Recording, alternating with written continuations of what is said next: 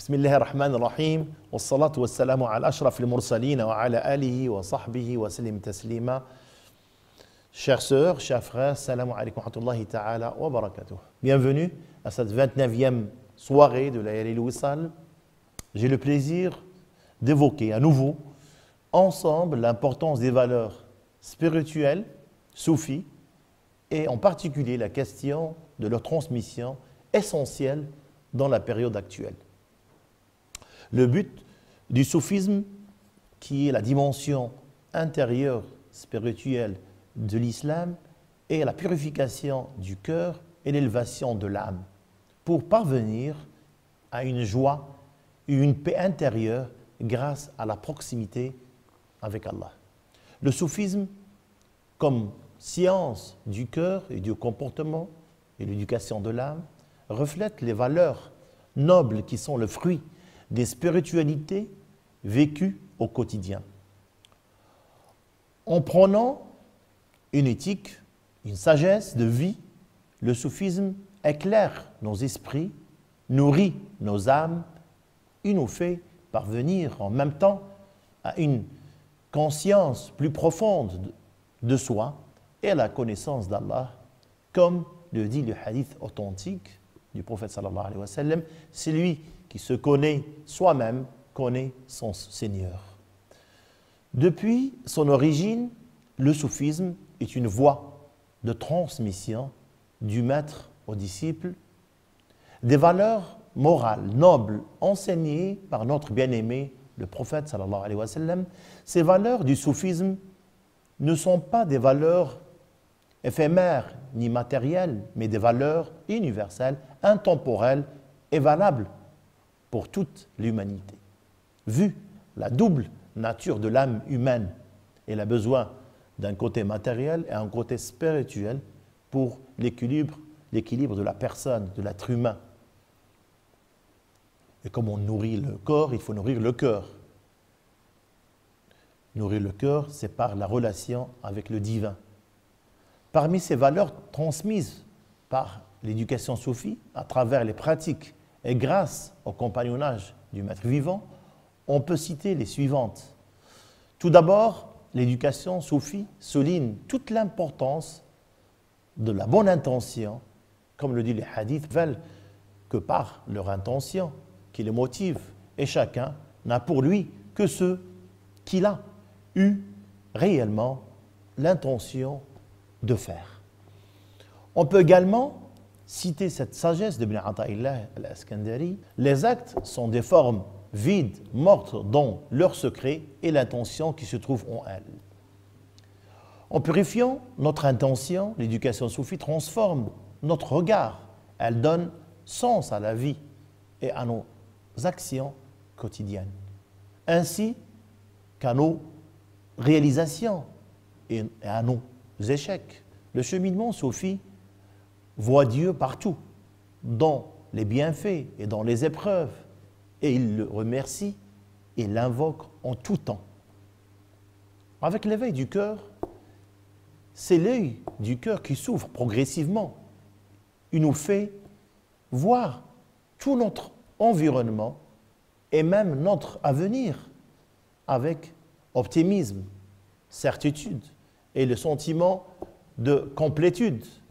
On peut citer à ce titre le hadith du prophète sallallahu alayhi wa sallam qui dit « Celui qui se réveille le matin en sécurité dans sa demeure, en bonne santé et possédant sa subsistance de la journée, c'est comme il possédait le monde entier. » Le soufisme nous inculque donc la notion du contentement qui nous rend satisfaits du décret divin, tout en nous permettant de développer le sens de la mesure, de l'auto-limitation, l'autocritique, pour mieux réguler nos désirs et nos envies.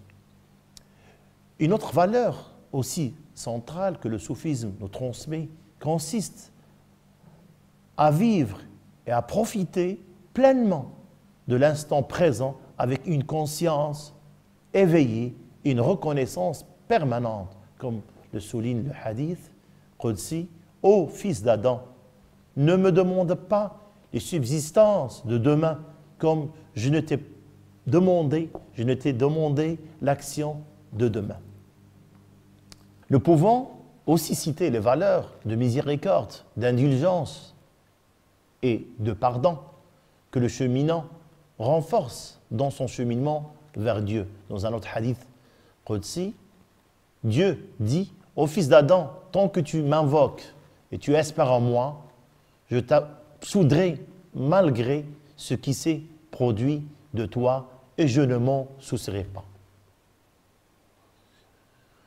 L'éducation soufie repose aussi sur les valeurs d'ouverture, sur le dialogue et la raison, sur le non-jugement et l'acceptation des différences. L'imam al-Junayd a dit « La couleur de l'eau est celle de son récipient » pour rappeler qu'il ne faut pas se laisser tromper par les formes, mais il s'agit plutôt de voir à travers elles en acceptant les différences de point de vue, de vision, même de croyance. Dans ce sens, le grand maître Ibn Arabi a dit « Ne limite pas ton horizon à ton ego et à ta croyance, sinon tu perdrais l'essentiel. Ne te limite pas ton horizon à ton ego, à ta croyance, sinon tu perdrais l'essentiel. » Selon un principe soufi, la réalité ne se borne pas à ses apparences.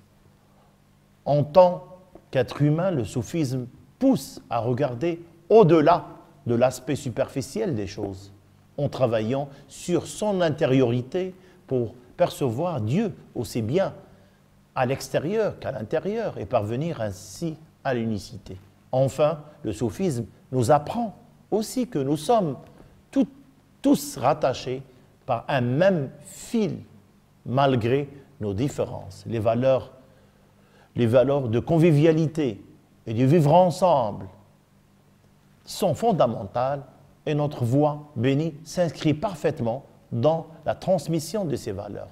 À titre d'exemple, nous avons organisé une soirée du chant soufi dans l'église de Saint-Méry en France il y a 2 ans.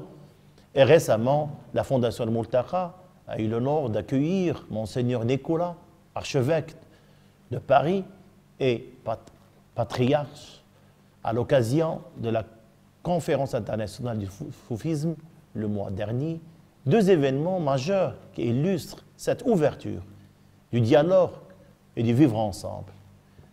La question qui reste est comment s'opère la transmission des valeurs dans le soufisme. Toutes les voies ont enseigné le même moyen d'éducation et de réalisation pour la purification des âmes et l'illumination des cœurs, à savoir le compagnonnage et l'invocation d'Allah. C'est par les pratiques basées sur l'invocation individuelle et collective, la lecture du Coran, les différentes prières sur le prophète sallallahu alayhi wa sallam et le compagnonnage avec un maître vivant réalisé qui est un pilier de la voie soufie, que le cheminant parvient à endosser les valeurs universelles et se revêtir des nobles qualités prophétiques.